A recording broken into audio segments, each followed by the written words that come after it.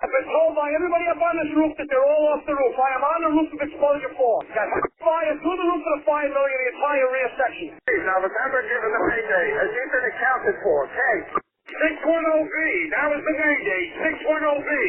I'm here. We got a fire. 1.5-story, single-family dwelling. Fire shown from the second floor. Give me a second alarm on this. Coming up to the top floor. I got people hanging out the top floor windows with a baby. Commercial building. A lot of fire, a lot of smoke. Go ahead and strike a third alarm on my orders on this. Got people on the front fire escape here with windows vented below them. We need somebody up there. Yeah, let them know we got a job. I'm pulling up now. Second alarm, I got a 1-story single-family frame. Heavy fire showing from the attic. So we're using all hands. We got one line stretch, fire on the 4th floor. Second line being stretched. Primary searches are underway. Hey, we're back with another episode of Old School. I'm Rick Lasky, along with my buddy John Salka.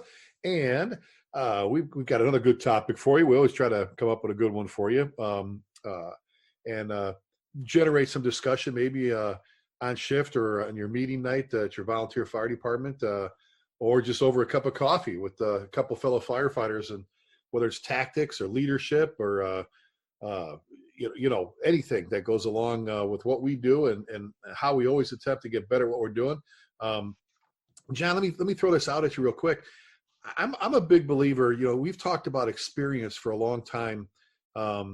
It's hard to manufacture, if you will, experience per se. If your department's not that busy, you can't go out and light fires, right? We've talked about that. It comes down to training and doing this and doing that, so forth. But at the same time, I love the tabletops. I think, nowadays, if there's a time where you can sit down and you look at that photo or you look at that video and you open up a discussion, you talk about stretching lines and, not beating up on the department in the picture or the video like some people do, but trying to match it to your department, your function, your operations, and how you do things. I think some of those videos and some of those pictures and the tabletops, just discussions on tactics and strategy or leadership, whatever, I think they're invaluable. And I think some people kind of play it down as, it's just shop talk or it's just this or whatever. I mean, how many times have you and I sat around at a firehouse, when we're traveling and had a great discussion at the kitchen table about tactics or leadership, right?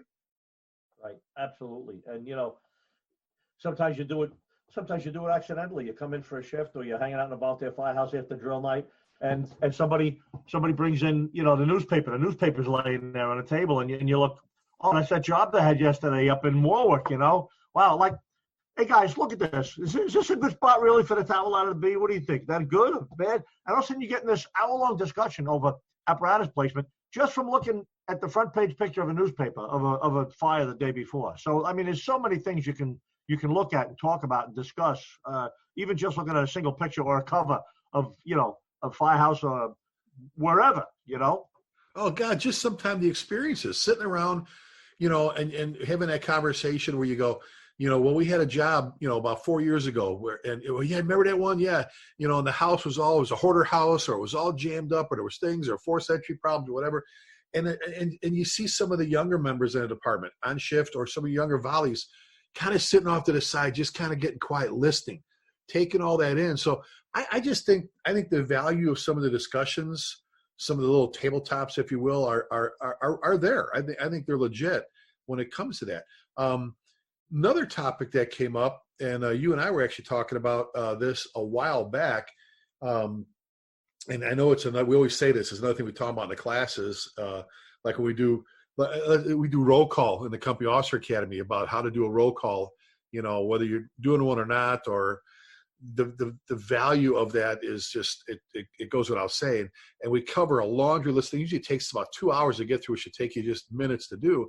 And one of the things, John, we talk about are the rig checks, checking the rigs out and going somewhere and visiting with some different folks. And, you're kind of curious, how they take care of business. And you say, so run me through your day. What do you guys do? Oh, we get here, we get this going, we get that going, we do a little roll call, a meeting, and then off we go. And, and I think it's all over the map, John, as to how or if people actually check out the rigs, and how thorough. I've always been a big one. We've talked about, like, you do a quick roll call in the morning, you kick your guys out, out into the bay. They go out there, they give it. I always talk it. They give it this semi-quick run over. Make sure the rig starts. Air packs are good to go. Turnout gear on. Portable radios. Batteries are changed.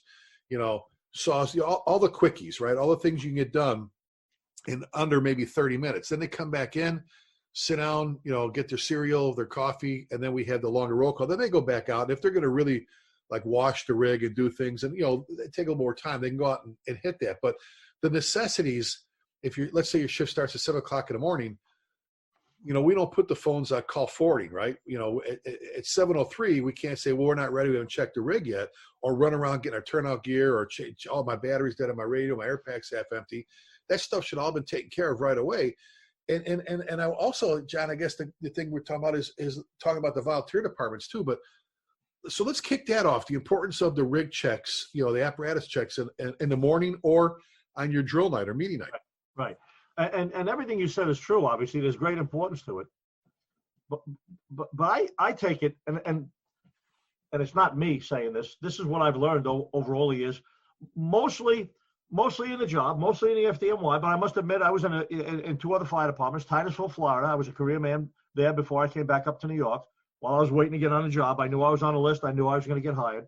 And before that, I was in the Mineola volunteer fire department out on Long Island, where I was a young man. I was 18 years old. I graduated high school. I didn't even graduate. I was still in high school.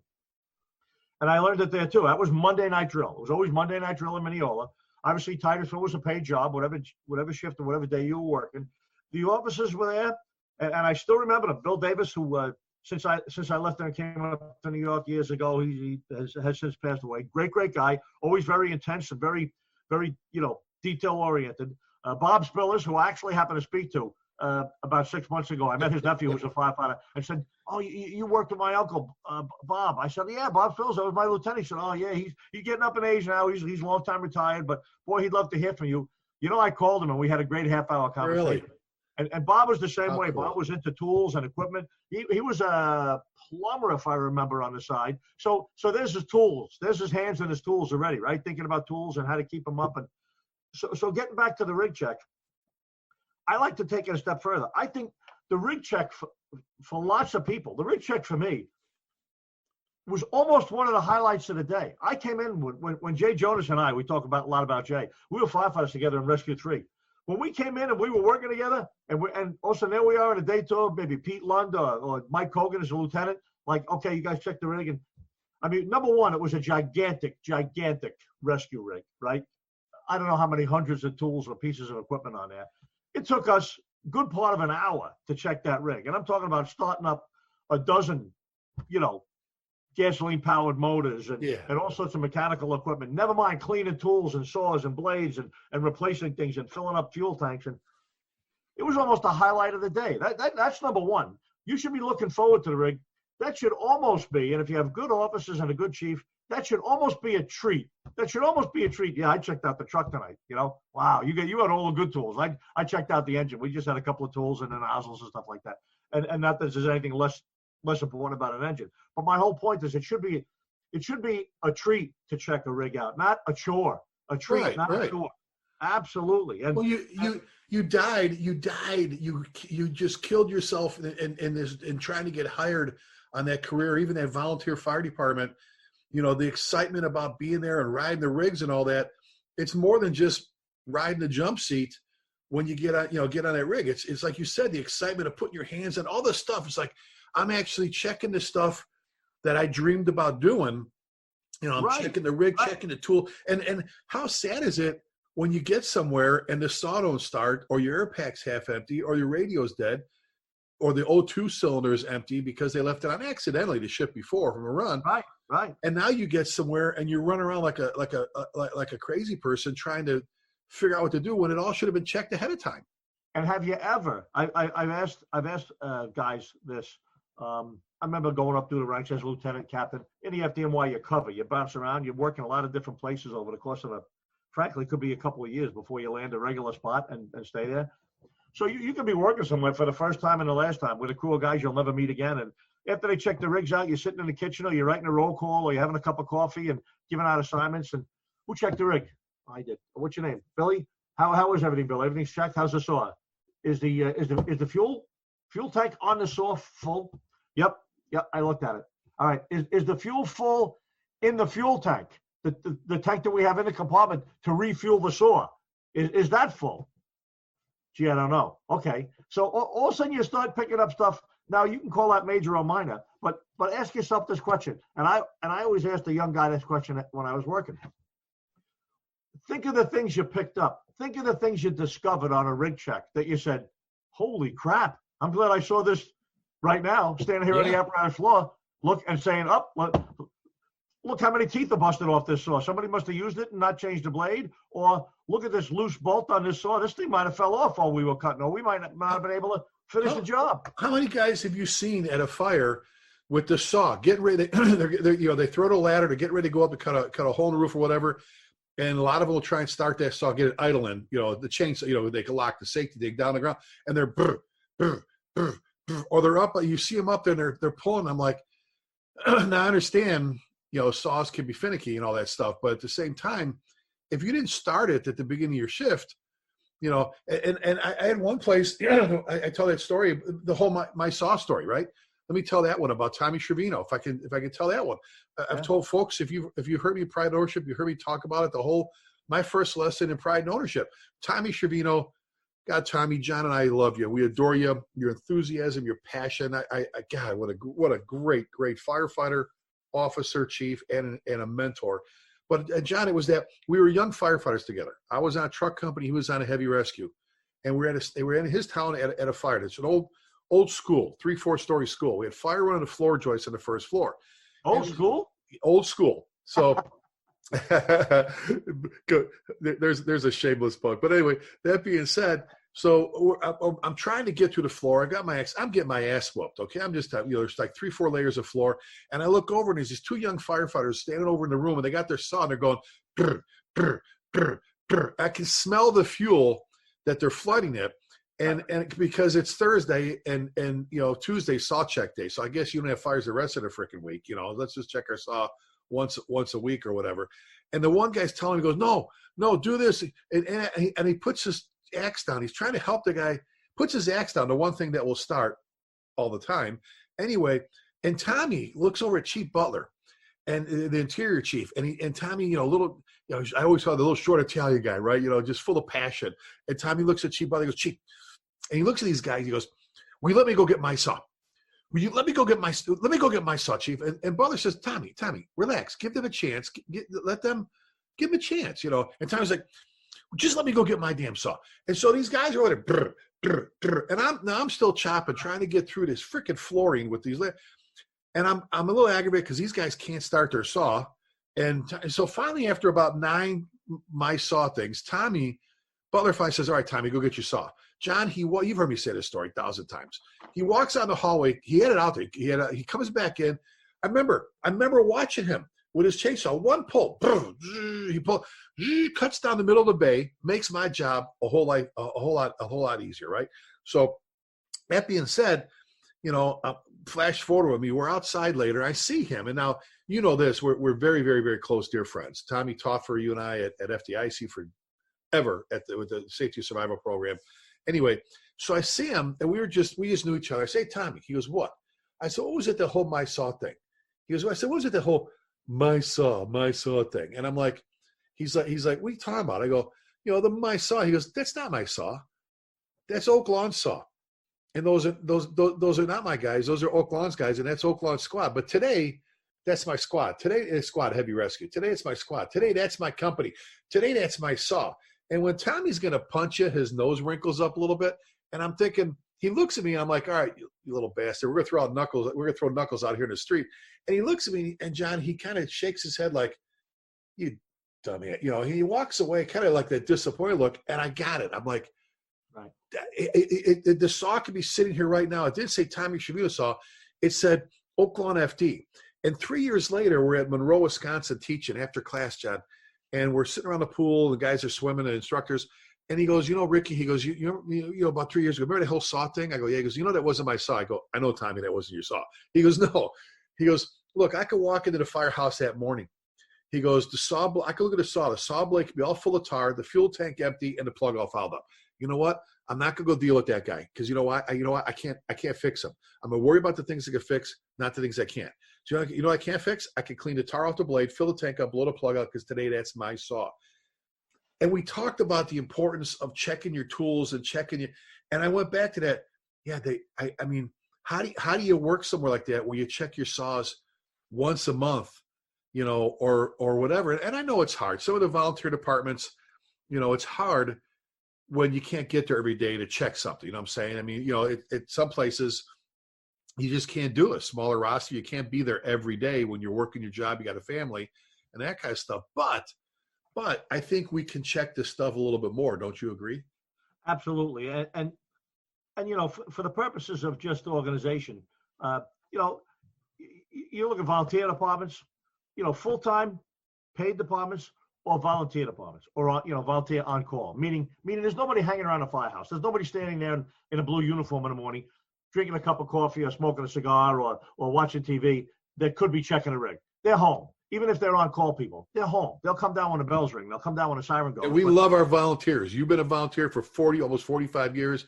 I'm a volunteer. We love our volunteers, but they're, you right. know. And volunteer, let's face it, volunteer fire departments are a majority of the fire departments in the country. So there's plenty of them, all different sizes, all different funding, all different staffing, all different, you know, policies.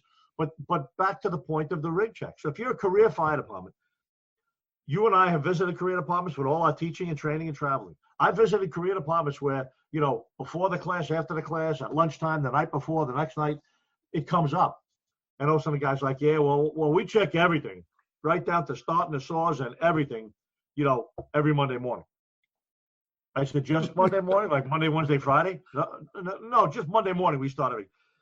The other days, we just glance and make sure that, you know, the tools are still there, that we have the proper, you know. He said, well, we don't really go through the rig like we do on Monday. I'm like, really? I mean, doesn't that make like Sunday night the most dangerous tour in the firehouse? You work Sunday night. The saws haven't been started in a week unless you're cutting roofs every day, right? I mean, so don't think, well, all those career guys got plenty of time to check rigs. That's why they do it every day.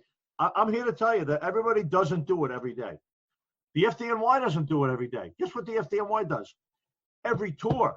Now, because the way our shifts are structured, we have day tours and night tours. So in a 24-hour shift or in a 24-hour period, there are two shifts. There's a day tour from 9 o'clock in the morning till 6 at night. Then there's a night tour from 6 at night till 9 the next morning.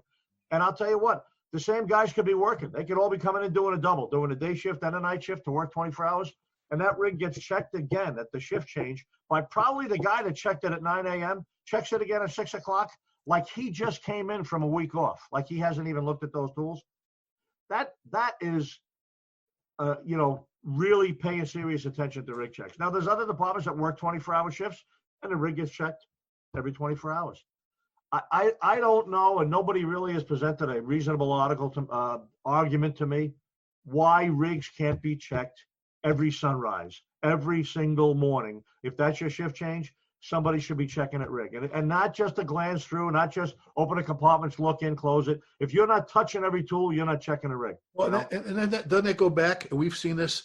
I've seen it. My own department, it didn't last long when I saw it. Obviously, we took care of it, but I've seen other places where, and let's talk the career side before we jump back to the volunteer side here, is, you know, let's say it's 7 o'clock shift change, and 7:15 they set the tones off, and you watch guys run into the gear rack to get their gear, and they haven't checked the rig out yet. They haven't even started it yet. And I'll tell you, you know, for all the years I was in Louisville, you know, you'd hear this. Rarely you'd hear it. They'd bump out a call, maybe a medical call, like 7:10, 7:05, 7:15, and you'd hear, you know, Louisville Station 3, we're dead in the house. Start another medic, another ambulance. I couldn't dial the phone quick enough before Tim or Daryl or the BC was on the phone calling the captain, going, so from 7 o'clock to now, the rig conked out on you, huh? From 7 o'clock, you started your shift for that, you know, and they're like, no, and I would just say it's unacceptable. It's unacceptable. And I'm sorry, and for our listeners, you can agree to disagree. It's unacceptable to be in a firehouse for your shift. You start your shift, let's say 7 o'clock. Let's call it 7 o'clock. At 7:15, 7:20, or so, to not have your gear on the rig, to not have your portable radio battery changed, not make sure your SC. And I used to say, John, I want to know that this is what I want to know. I want to know that the rig starts your air pack's ready to go, your portable razor ready to go, you have your turnout gear there and your tool. You know what I'm saying? Some of the other stuff we can get back to. We can get back to that stuff, but we can't put the phones on call forwarding. If we start at 7 and someone calls 7:00, okay, wait, we're not done checking the rigs, ma'am. Call. And I used to hear that. It was rare. There's sometimes I couldn't even dial my phone quick enough. And I'm like, no, Chief Tittle's already on the phone with them, or Chief Wells, Jerry Wells, telling them, really? It conked out on you in 15. Well, no, if you check the rig at 7, chances are it's going to start in 15, 20 minutes. Right. And think of the things, and you just mentioned a couple. Think of the items. Think of the pieces of equipment. Think of the tools that if they're not checked, and because they weren't checked, they're not ready to go. They're not operational. They're not in service. Think of the tools or equipment that if you don't check out and you go out 10 minutes later or 2 hours later, could cause serious injury, death to you and or civilians. I mean, you already mentioned SCBAs. You don't check them SCBAs out. You don't know for sure that you're in good shape. 2 hours later, you get a run. Either you get nothing, or you realize that the tank is empty, or it's half empty, and you're committed to a job, and now all of a sudden you're probably saying, I'm out of air, I'm out of air. Now that negatively affects the whole operation. Think about the can. I mean, we do it in the FDNY. We do it at Zoppelman Grove. A lot of places carry a can, the first due truck, to get some as a first aid appliance. Very, right? very, very, very underrated, undervalued. Absolutely. Appliance. Absolutely. And as a matter of fact, I wrote an article years ago for fire engineering. I happened to be one of my fire engineering stints with articles, and it was about the can. And the picture's Billy McGinn when he was one of my firemen in his quad. The picture's Billy McGinn with the can. Him. And Billy was killed on 9/11. But back to the tools that are important. Your SCBA, the 2.5 gallon extinguisher, you go to pick that up, and I got a great story about that, which I'll tell in a minute. The Hearst tool, you start the Hearst tool up, or you can't start the Hearst tool up, and you got a family trapped in a vehicle. Maybe a family trapped in a vehicle. I mean, think about the nozzle. You didn't check the nozzle. You pull a line. There's a family trapped in a vehicle. The bail is gone. The handle's gone on the nozzle, and you got to pull a different line. Think about all the things that if you don't check, if you don't discover in the morning during a rig check, could have a dramatic negative impact either on you or the people that we serve. Well, and part of that was, for the shift guys, jumping on the rig and getting it checked right away. Like I said, John, there should be the minimums. That's why I said the minimums. Rig starts, PPE, including your air pack, your tools, radio, ready to go. If we catch a call right now, we can respond. And you know what? If a tool isn't exactly where it should be, I'm okay with that. You know what I'm saying? But we've got to be ready to roll out the door right now. Now, for the volunteer departments, I know in my volley department, John, if drill was at 7:00, I always try to get there half hour early to check my rig because I didn't want to take time away from drill. I want to, when you got there and you start setting up for drill at 7:00, my rig was already checked. My rig was already checked because I wanted to help set up drill.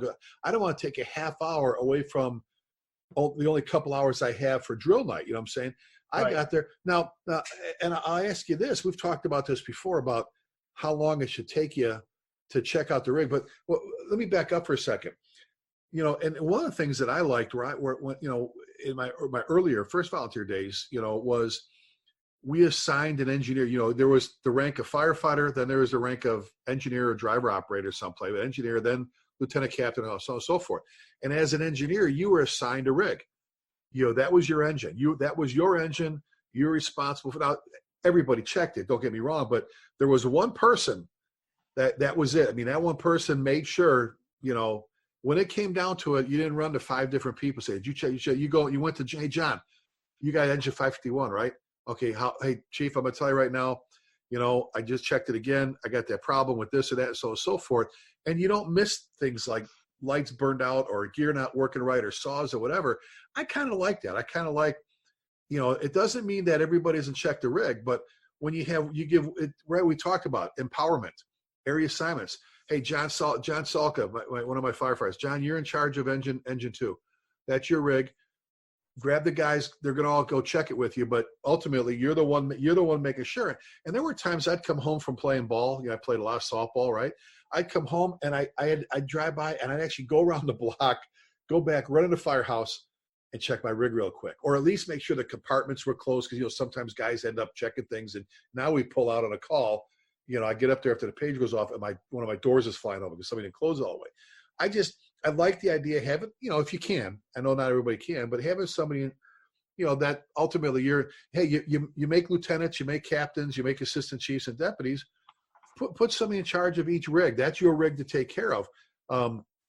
So that's that. But let me ask you this, you're chief of your volunteer department, South Blooming Grove, great fire department, great volunteer fire department with some great people. How long do you expect your guys, on drill night, how long should it take them to check the engine, if the guy's checking the engine or the ladder? Well, I mean, there's two things. The first thing is, and we're talking about volunteers, and I've been in 2 different volunteer fire departments. I'm sure we have a lot of volunteers listening. We check our rigs every single Wednesday night. No matter how many Wednesdays there are in a month, whether there's 4, whether there's 5. Is that drill night? That's drill night. Wednesday night is drill night. Starts at 7 o'clock, goes till whenever. And every rig is checked, meaning fuel, water level, SCBAs, the spare cylinders, the saws are started, the generators are started, the tools are all cleaned and made sure that they're still in good shape.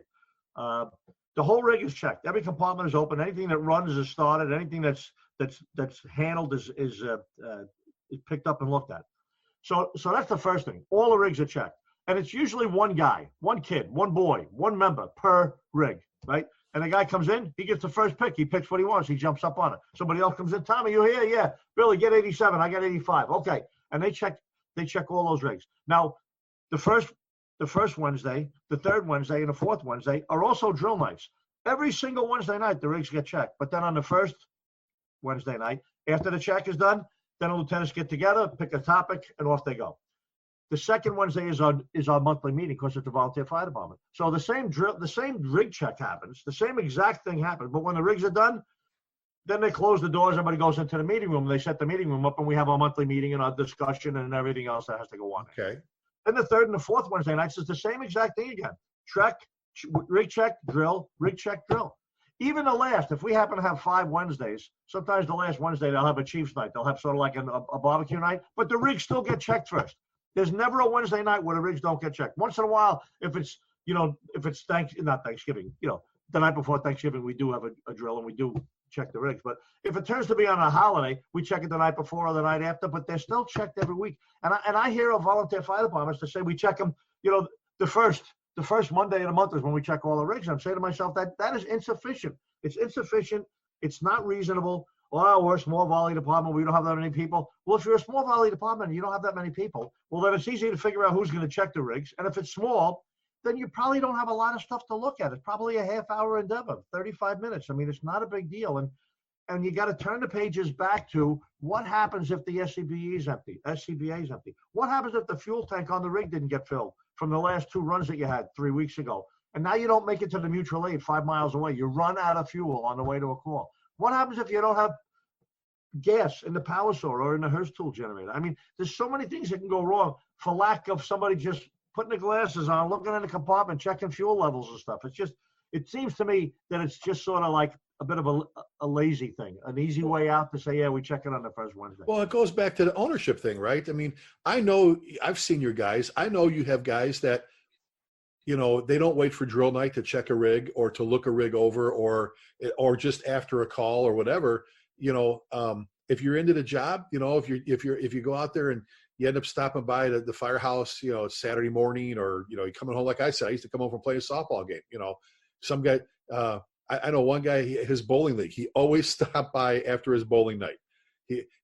10 o'clock at night, you'd see an engine out on the apron running. And I'm like, up. That's it. He's coming back from, tonight was bowling night. He comes by and he already checked it. He already checked it on drill night, John. He's checking it again. And I'm like, starting it up, making sure everything's working and so on and so forth. Like you said, I mean, yes, there are times where you could take an hour and take everything out of a compartment, wipe it down, clean, put it back. But I think, like you said, to do a good, fairly thorough rig check, a half hour, to make sure everything's running, make sure it's typical ladder truck or engine. Yeah, I mean, you get into a quint, you get into a heavy rescue, maybe it's going to take you a little bit more, but still, it's not an exuberant amount of time. It's not unreasonable. No. Right, exactly. So again, the importance of the rig checks, on a career department, getting your stuff done, and and I don't want to get into the whole clock watchers. I start my shift at 7 o'clock, all that stuff. like I said, it used to frustrate me to see guys run around getting their turnout gear off the rack and checking things, and I'm like, so if you ran to get your gear off the rack, I can almost guarantee you didn't check your air pack. The battery's still the same battery from yesterday, which could be fine or could have, could be low, that kind of thing. And I don't know if the rig's going to check. If the guy at 4 in the morning or 3 or 2 left to call Hertz, left to switch on, the batteries are dead, or whatever, that whole hurry up and jump it or we're dead in the house doesn't make it. And then I just think if you're a volunteer, God, you have no idea how hard. I this because you're my best bud. I've been given the honor and the privilege to serve as a volunteer firefighter with the Wichita West Volunteer Fire Department right here in the Wichita Falls metro area of Northwest Texas. And as the rookie, I'm just an observer, and it's, God, there's so many things, I'm saying, you look and you go, and the chief Ryan's like, no, if you want to, because I'm like, yeah, all right, you caught me sweeping the floor, right, and checking this, because I don't want to, when the guys are on a run, if I miss the rig, I don't want to just sit there and look at my phone for an hour while they're on an EMS call. I want, there's always something. I told you ought to get one of them office chairs that reclines and light a big cigar, put your feet up on the chief's desk. That's what you ought to do. but right? We've said it. There's always something to clean. I don't care where you work. There's always something to clean. There's always something to check. There's always something to take care of. And I'm like sitting in my hands going, God, I want to check this, check that. But we've got some good guys and gals there. I'm just saying, on the career side, no excuse not to have your rig checked in the morning. I'm sorry. There's just no excuse. Or if you can come up with one, it's going to be rare. And for the volunteer departments, like John said, it's how long do you think it took to check the super pumper? Huh? Oh my God. Yeah. But well, look at, like you said, Rescue 3 in the Bronx. I mean, a gazillion freaking tools on it got checked twice a day. Not just once, twice with your shifts. Like you said, 45 engine, 58 truck, 45 engine, even though you do, day and night tours, let's say mutuals where the crew for 45 is there for 24 hours straight. Right. They still check the rig in the evening, like they start the truck company starts the saw like it was never started. They have a roll call and everything even if the whole same crew is working. Right. Great way to run the shop.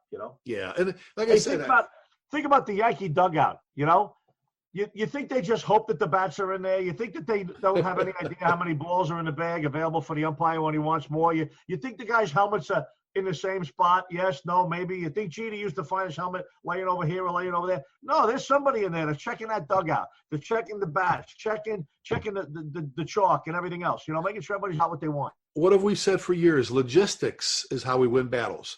Logistics it's unless you can bring 1 million people with you, logistics is how we win the battles. Is having enough people, having enough stuff. The stuff is working. That that you've trained on it, that whatever you've got, operates and so on and so forth. But battles have been lost in major conflicts because they ran out of fuel, right? Military battles have been lost because they ran out of fuel for the tanks. And you know what? Don't run out of fuel on a roof. Don't run out of fuel on your saw. Yeah, exactly. Checking your tools. The first times, are there times you're going to get to a call and something's going to break? Absolutely. Things, it's just, all right, it's hung on there this long, this time it broke. Some of the stuff that breaks should have been caught before you rolled out the door and all that. But again, the rig checks. And also when something breaks, if you check the rig an hour earlier or 4 hours earlier, you know that there's 2 of them in the compartment, and you just drop it and go back and pick up the other one because you know what you got because you checked the rig. And I'll show up for drill night. I get there pretty early here, but I'll pull up there. One of Ryan's guys, the chief there, the engine's already out on the apron. Engine's already on the apron, half hour ahead of time. They already checked it. It's all good to go and so on and so forth. But like you said, even for a smaller department that has a handful of rigs, how long should it take you? And some of the rigs don't have as much in the way of equipment. There aren't as many saws. There aren't as many. It's fuel, red lights and siren. Starts and some other stuff, some SCBAs or so on and so forth. So anyway, I think it was a great topic for the show. Checking the rigs. We could probably go on another half hour, 45 minutes talking and talking about the importance of it. But making And sure. it's a universal topic.